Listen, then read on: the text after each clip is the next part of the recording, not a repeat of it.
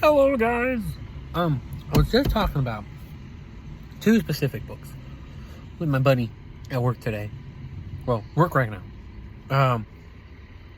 Basically, so George Orwell's in 1984, right?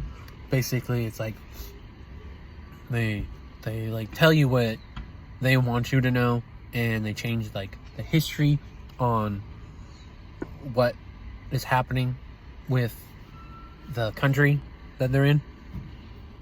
And then the other book was Fahrenheit 451, which is about the firefighters, and then basically like their job is to set fires instead of saving people from fires with people who read books.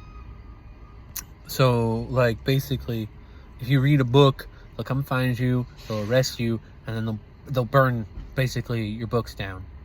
Then you're basically your house. So in 2021, there are some factors of how 1984 is like put in, like basically with media like doing fake news, or like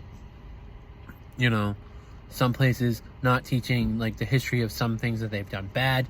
Like there's a bunch of things, and who knows if some of our history isn't fixed to be what they want us to think about the United States a bit being so great, but the United States isn't so great. There's like plenty of time back in the day where there was like slaves, and there was like internment camps for like the Japanese once like Pearl Harbor happened. There was us taking the land of the Native Americans. Back in the day, there was also like Fahrenheit 451 where the books were burned. There hasn't been a book burning in a while. I haven't seen anything, at least. But like, it's possible that these two books could actually legit happen later on. Like 1984 possibly happening right now with some of the historical stuff, because basically people are taking down historical statues, historical things like that, which I understand. Like some of the stuff is like, but you can't get rid of the history, because if we get rid of history, how are we supposed to learn from history?